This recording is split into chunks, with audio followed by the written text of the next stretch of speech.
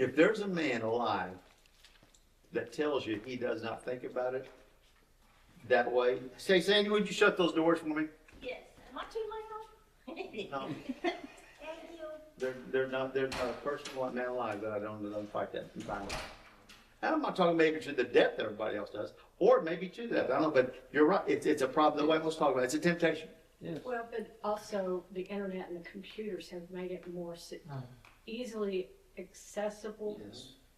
And you can do it in your own home and nobody, it's hidden. And much more hidden. It's much more hidden, you know. What else? Some other thing you're tempted with. Spending too much money. Okay. Drunkenness. You need on things that you don't So really. badly, like Ezra, that it takes everything away. Mm-hmm.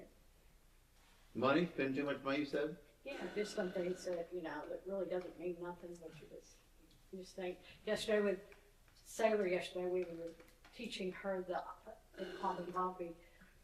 Yes, you may want that, but do you need that? Right.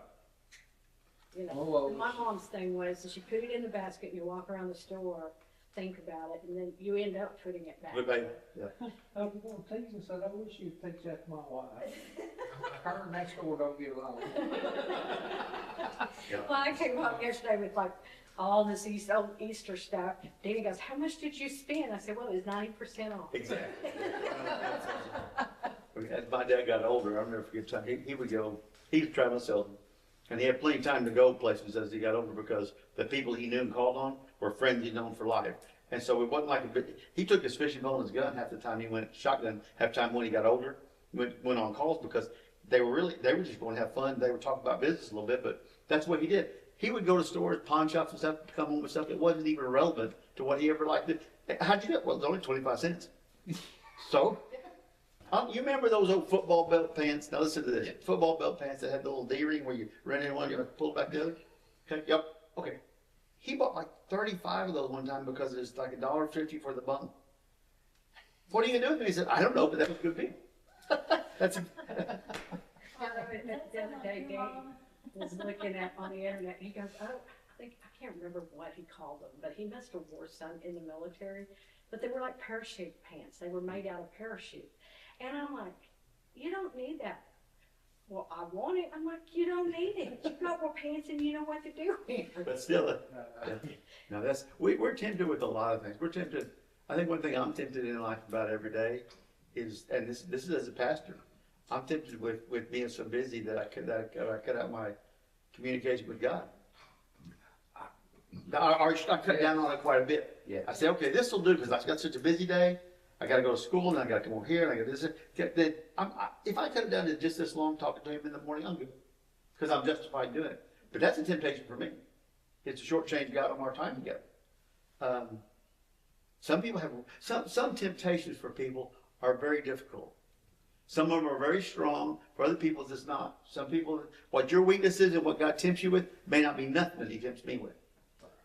But it's still there. Temptations are there. And that's what we're going to talk about today is how to tame or how to deal with your temptations. There's some ways to deal with it that are really just flat common sense to me. But other ways that if we don't turn it over to God, we're never going to conquer it. Okay? Let's look at that. It's in chapter 1, verses 12 to 16. It says, "Blessed is a man who endures temptation, for when he has been approved, he will receive the crown of life which the Lord had promised to those who love him. Let no one say when he is tempted, I am tempted by God. For God cannot be tempted by, nor does he himself tempt anyone. But each one is tempted when he is drawn away by his own desires and enticed. Then, when the desire is conceived, it gives birth to sin. And sin, when it is fully grown, brings forth death. Do not be deceived, my beloved brethren." Now, when I had a friend of mine, and some of y'all, I may have told you a story, you may remember, you may not, but I had a good friend of mine who was a great programmer where I worked at. He was incredible. His wife was an accountant for a large firm in Norman, and for years I watched them be charitable when the 9/11 or not when the 9/11 when the not 9/11 the Burr bombing hit. Our company said, we were getting to give no donation to help that, and our company said, whatever you do, we'll match. Well, he walked in and handed him a $500 check. Nobody else could do it at that time because they were just generous like that. He gave like this. She did too. They went to church. They brought their son up in church. But what happened was she got another job, and she kept going back to the old job, doing the books at night, helping them with it. She kept going back to the old job for months. And finally, John got tired of it. My friend got tired of it. He said, hey, why are you going back? Why do you keep going back? They don't pay you no more. Why are you doing this? And at first it was to help somebody, but then she said, I've taken some money from them, and I've just got to keep it covered up. And he said, how much? And she said, around $20,000. And he said, is that, oh. So he was the type that he went to their bank account. Like I said, they both paid good money. Pulled out the $20,000. He took her over to the owner's house, the two brothers, took them over there, and he told them what happened. And they gave the $20,000 back. Supposedly, they did some more investigation, and she had embezzled over $330,000 in like a 17-year period. And here was her temptation. She worked hard at that place. She was a head accountant for most of those years. She worked hard, and her temptation was this: every time she paid off the two brothers, which were the owners, their credit cards during the month, she would pay hers off too. Because that temptation was there. The result, she ended up in prison for several years. Well, I don't know how you could spend $300,000. In that life, it just adds up over time. well, in 17 years, over a period of time, you don't have to pay but $30,000 a year to hit that point. Maybe not that much. And $25,000 a year in a big company like she was in is nothing. It can be covered up easily if you know what you're doing. Anyway, my point is this though. Everybody's tempted by some different things. We can identify with it, maybe not in that big a way, but we're all tempted with something that can get us in trouble if we're not careful. Do you agree? Oh, yes. And I know there isn't a person in this room or in this church that hasn't gone before God broken hearted and said, man, how could I have done that terrible thing? Please resist me. Help me resist that temptation. Even Solomon said there's nothing new under the sun. So temptations have been around for a long time. We've all been tempted by things. Well, what I've found is when we overcome one temptation, another substitute temptation comes in. Mm-hmm. When I overcame eating, it turned into shopping. Uh-huh. And we think that we've overcome, but really we've just changed venue. Well, Satan's going to hit you with a different temptation every time he can. If you conquer one, he's going to come at you with another one. Especially if you're trying to do what the Lord wants you to do in life. If you're not doing what the Lord wants you to do, I don't think he tempts you that much. Don't think he has to. But if you're going forward for the Lord and doing it, he's going to tempt you with everything he can. And if you overcome one, he's going to hit you with another. Now the problem is since we know those are happening, how do we deal with them? How do we go forward and deal with them? There's three things that it tells us in these verses, and it's all toward the end, that we can do it. The first one is this, is we can overcome temptation by understanding our vulnerability to temptation. If we think we can handle stuff on our own, we can't. We think we can, but we can't. Look at verse 14 one more time. It says, but each one is tempted when he is drawn away by his own desires and enticed. Now, entice is the devil's part of temptation, is what you're talking about. He's the one that puts stuff in front of you. It's like trying to catch a fish. You entice a fish with some type of lure, don't we? We throw something out there. Same thing with Satan. He throws stuff out there that he knows we're going to like. I'm not going to throw something out there that I don't think that fish is going to enjoy eating. I throw something out there that's going to want him, he's going to be tempted with. That's the same way Satan does with us. We're drawn away by that. We always think of desires as being something that's not really something that we desire too much food, or we desire to go something in the pornography line, or we desire something along the gambling line. It can be desire anything that overrules God or has a place in your heart above God. Satan will tempt you with that. And you got to be careful. Buying's not bad, is it? Buying stuff's not bad, but depending on how bulk you buy stuff. But, so that's not bad. And the reason temptation, I think, is such a problem with us is because we all have that trademark of sin in our life. We all have a trademark that's selfish. I don't think anyone in this room is born with a desire to serve somebody else. When you're a baby, do you care about anything but having your diaper changed and your stomach full? Sure. It kind of carries over too as we get older. We're born into that. 1 Corinthians 10:12, let me share that verse, but it says, therefore, let him who thinks he stands take heed lest he should fall. If we're not careful, we're always going to fall. We're always going to drop down. So we have to realize, in my opinion, we have to realize our vulnerability is that we're all susceptible to temptation. We're never, ever going to outrun all that. And like you said, we're tempted by different things. And we're tempted by different things in different stages in our lives. Yeah. Sometimes it's not even the same thing throughout life. Sometimes it's different. But I think it's hard for us sometimes. It's hard for us to see that we're all tempted. We think if somebody else is tempted by go gambling or losing, we think we're tempted every day with doing things we probably shouldn't do. Like I said, one of my temptations right now, with where I'm at in life, is I get so tired. I try to rationalize in my brain. Well, if I just spend 5 or 10 minutes this morning reading and praying, that's fine. When really it's not. Or I may have a temptation to say, oh, well, I should have called that guy or go by and visit that person or whatever. And I don't because I'm too tired. That's a temptation. Temptations don't have to be bad things. I mean, we think they are, but they don't have to be. And the thing about it is most things, I do need rest, trust me. I do need rest. We all do.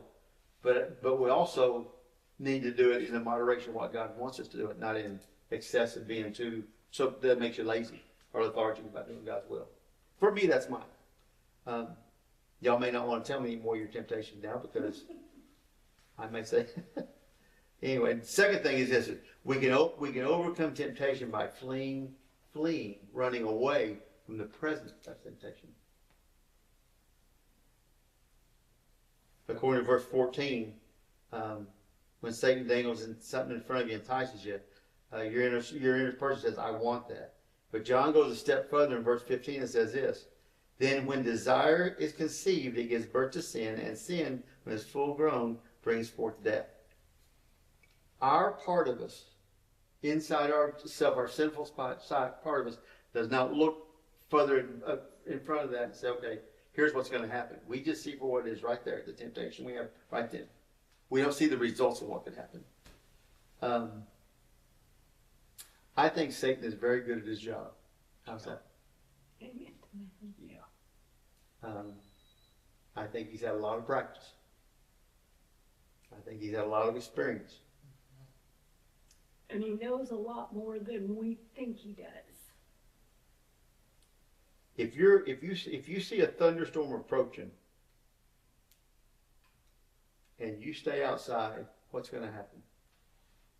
You're going to get wet. You're going to sit similar, right? If you see a thunderstorm approaching and you know you're going to get wet and you run inside under something, what happens? You don't get wet. If you see a fire coming at you and you stand there and let it come through the field at you and you don't move, what's going to happen? You're going to get scorched. You're going to get scorched. But if you see one coming at you and you run, what happens? Then you're pretty much safe. The thing I think about temptation is get away from whatever tempts you. Remove yourself. Whatever that may be. No matter what. That company I told you I worked at a long time ago when I was programming, called Innovative Computing, I had a guy come to me one time, and he was telling me, he said, listen, every time I take something over to that department, there's a lady over there that flirts with me. She's married, I'm married, but and what I find myself doing is I find myself, instead of taking the whole project over there at one time throughout the week, I take it several times throughout the week. Does this make sense? And and this is the kind of things we do in our life, though, not just with that serious a thing, but with all sorts of things. we say, well, if I do this little by little, guess what? It's going to keep me from, or it's going to let me have. It's a temptation, isn't it? He asked me, this is no kid. He said, what can I do? What can I do to stop it? I don't want to be tempted by her no more. What can I do to stop this? You know what I told him? This was the truth. I said, send somebody else over there with the work. Stay away from it. If you want to stop eating ice cream, don't go to Brahms. Don't send a text to your husband to get pop and ice cream. But you know, but what I found is we have to run from it. And James is not the only person that says that. In 1 Timothy, it says, flee these things. In 2 Timothy, it says, flee your useful lusts. Get away from it. In 1 Corinthians 6:18, it says, flee sexual immorality. The best way I know to keep yourself from being tempted by something is not to put yourself around it. If you know you're going to be tempted to something, why would you do it? Now, let me ask you, if I don't have no temptation to gamble, I don't like to gamble, never have gambled, never will gamble, and there's something at a casino, like a meal, a buffet, that I want to eat at, it's not really going to probably hurt me to go eat that buffet, because I'm not tempted by that. But if I'm tempted to gamble, and I know I like gambling, and I know that's in my blood, and I can't get rid of it, and I'm terrible at it, that's the worst part you do. But no, I'm just kidding. But if you're tempted with that, then would it be my best bet to say, oh, that's got a nice buffet over there, that casino, I'm going to go eat that casino, because more than likely I'm going to stop by and tempt. Stay away from whatever tempts you. Well, run from it. yeah, that'd be the same thing as, alcohol and smoking too. I mean, Exactly. those are really my two big temptations. Well, and people that have done it before, look at Alan, look at my middle son. He OD'd, and his temptation was drugs. Okay. What he has to do now is he has to stay, and he's a nurse. What he has to do now is he has to stay completely away from it, but also he has to help other people stay away from it. He has to be a sponsor. That helps him fill the gap of something. But he does not put himself around and go around friends he used to go around, because you can't. I'll just say I'm about the same way with mine's alcohol. And I used to go to a friend of mine's 4th of July bash, and I remember getting home. And now I haven't been in, I'm just going to stay at 4 years, 3 years. Yeah. So, I mean, I stepped away from alcohol completely. Okay. Now, if I could do the snuff and tobacco the same way, I'd be all right. They're still working on that one. It's all relative to me the same. I mean, it does. One's not over the other. I used to think dip and go was not so bad as drinking, Yeah. but to me it's all the same. I mean, eating too much is the same. Working too much is the same. Anything that tempts you to overtake where God should be is wrong. Anything. Some people, and this seems like a good thing, some people are obsessed with their families and put them above God. I see that quite a bit. In Christian circles, we No, I see that a lot. I really do. I see that a lot. Family, in our lives, it should be God, family, church. Your work's going to come in there somewhere, trust me. Yeah. But if you put God first in your life, I promise you, things will work out to where it'll be God, family, church. If you don't have that first thing right, it doesn't go right. Your life doesn't go right. But we have to run from it. So you mentioned seemingly good things can be obsessive or sins, anything above God. Yeah. Anything that tempts you, that takes the place of what God would want you doing or being with God, is a temptation you need to run from.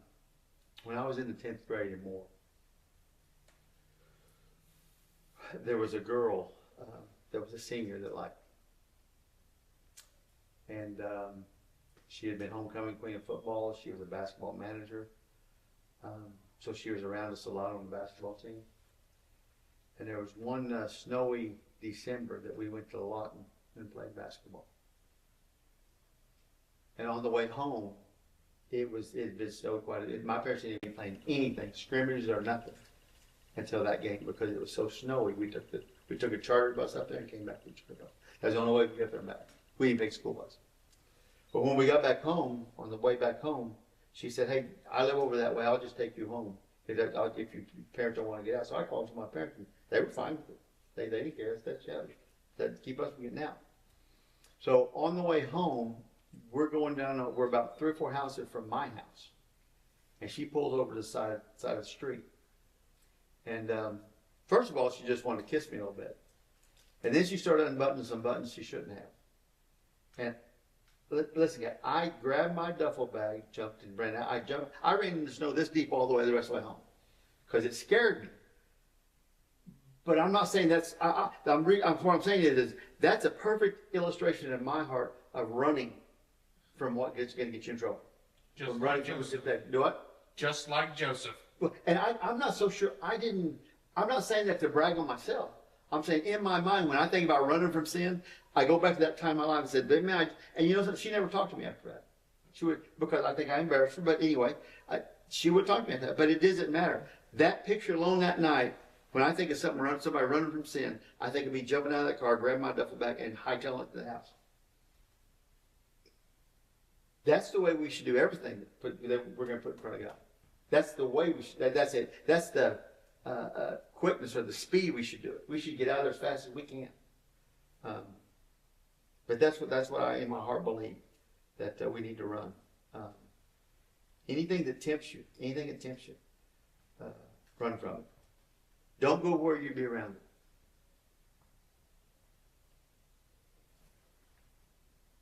Last thing is this. We can overcome temptation by weighing the cost of what the temptation is going to do to us.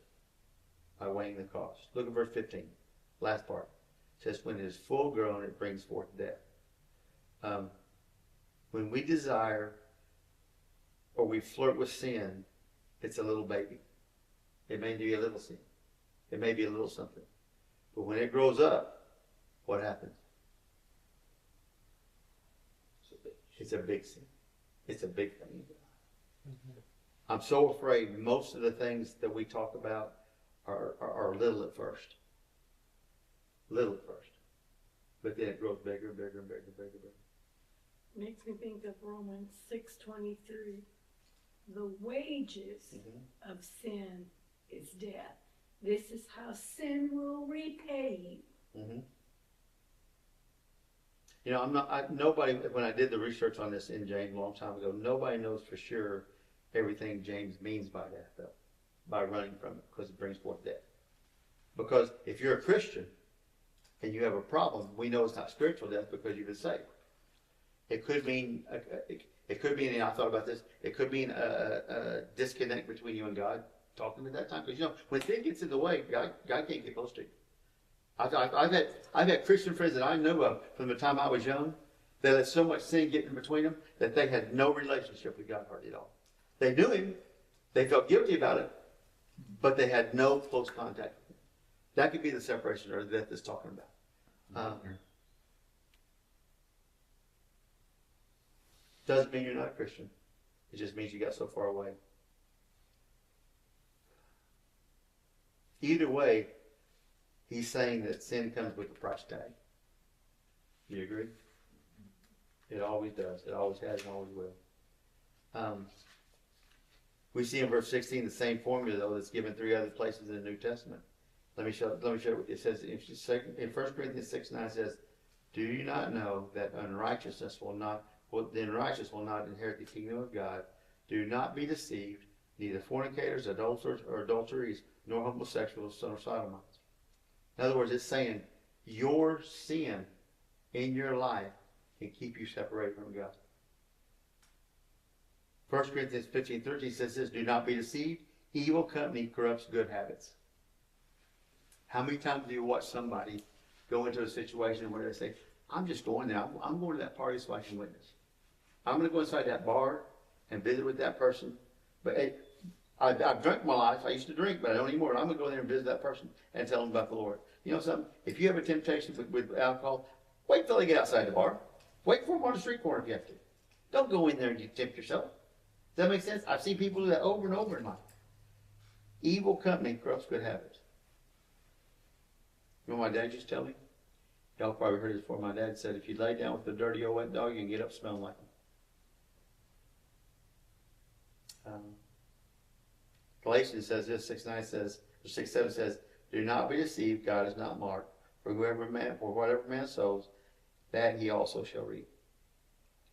Now let me tell you something. I have sowed that into my boys over and over and over again. What you sow in life is what you're going to reap.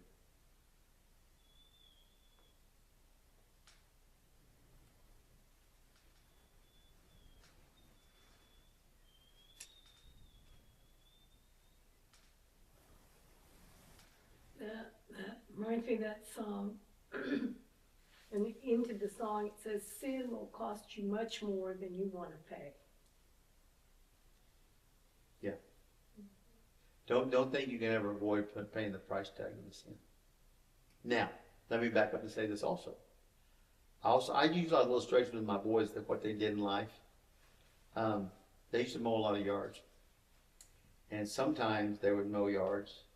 And the people in the yard, that person would let it go. And there'd be weeds and all sorts of stuff in it. And as they mowed it, they got frustrated because it was just more weeds than it was anything else. And what one owner of a house that they mowed one time went out and he started changing that. He started digging up the weeds. Before he could put the good grass down, he had to dig up the weeds and get rid of them. Does that make sense? I mean, they watched him. And over time, it went from being a terrible to mow that yard to being a pleasure to mow that yard. But it didn't happen overnight because of what that guy let his yard go terrible. Let it get there. It took him a while to get back to where he needed to be. The grass was still around there. The Bermuda grass was still. You know how Bermuda grass spreads if there's nothing its way? That's kind of the way I told him. I said, listen, you can get back to being where you want to be in life. If you're digging a hole where you got to put the shovel down first. You agree? Mm-hmm. Then you got to find a way out of the hole. But that hole's always going to be there until you fill it up with something else so you don't fall in it again. These are kind of simple little illustrations I told my boys all growing up because I thought that was what they could understand. It's what I can understand. If I have a temptation, I've got to realize there's going to be a price to it.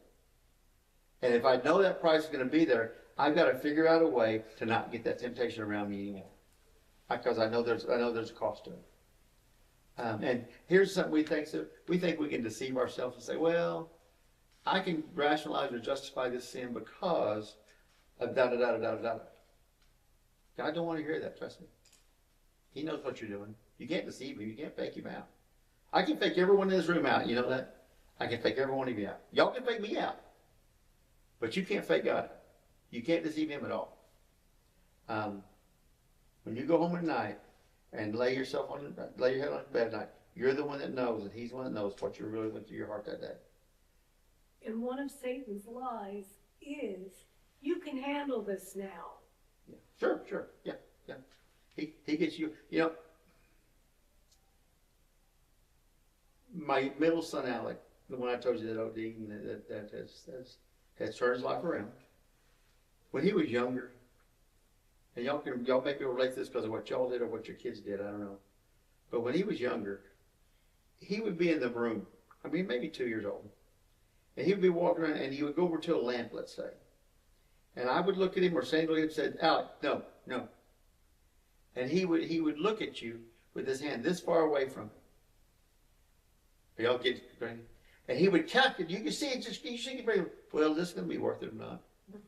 You can see him calculate that. And I'm thinking, that's exactly the way we should do it. That's the way we should do it in life. When we're going to do something that God don't want us to do, we should say, is there going to be something after this that I don't like? Sometimes he would touch it and I'd bust a fire. Other times he'd calculate and say, but you can say, he didn't just stop and go, oh, no, I'm not going to do it. He had to think about it. Yeah. We have to do the same thing when we're tempted with things. We have to think about what's going to be the result of it. How's it going to happen? I had an illustration, you're funny, as it said, if a woman's shopping for a dress, she picks it up, looks at the price tag, a lot of times she'll put it back because she knows what's going to happen if she buys it. I'm serious. I'll give a little personal testimony here. when I turned 65, I decided that I would not buy any more clothes. I would not shop in department stores or whatever. And I thought, well, we'll see how long that lasts. And so far, it's been 7 years. I'm proud to say. That's good, that's good. And my budget notices it. Yeah. Found it. Well, let me say this, let me say this. We have been talking about stuff that's bad. Pornography, gambling, buying, overspending, overeating, all that kind of stuff. We're talking about something bad. But when you're tempted, ask yourself, is it really worth it to do something simple like this? Tell a little lie. Just a little lie. Are we tempted with that? Oh, yeah. What about this? Allowing a heart to be prideful. That has nothing to do with stealing or anything like that. That just has to do with allowing ourselves to be prideful. That's something we're tempted with. As Christians, I know we hit that mark sometimes. As Christians, I know it comes around. It shouldn't, but it does. What about this? Entertaining a lustful thought. You said it earlier. Are we tempted with that? Are we tempted something simple? What about this? Are you tempted with gossip? Claiming that it's a prayer request. You ever seen that done before? Bless your little heart. That person does his head's so big or ears are so small. I mean, whatever you want to say. But bless their little heart. Well, let's pray for him. Baloney, you're just talking. There's some things you don't even need to mention. Does that make sense? Yes. Those are the simple little things that we're tempted to do. We're tempted to worry. We're tempted to get in front of God or try to get ahead of God because we think we know more. There's so many people that go to God and pray for him. They do it as a consulting. They consult him, make sure what they want to do is all right. They don't ask him what to do. Are we tempted to do that? These are things that are really more applicable to our daily life. But sometimes we're tempted, and there's always a repercussion to that.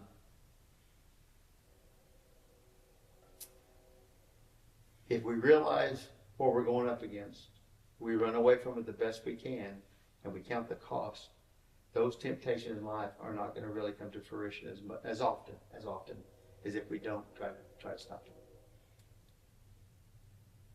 them. James was very, very clear about how to get over it and get around it. And also, I know people that have gone so much in life that they think there's nothing else. I can't do anything worse than I've already done, and God's not going to take me from here on out. That's not true. People get to feel that, and it slows them up. It keeps them from being what God wants them to be. You were mentioning the quote unquote good things or whatever. The Bible says, I can't think of where it is. I'm going to ask Marty. He would know. He that knoweth to do good and doeth it not, Right. to him it's sin. Exactly.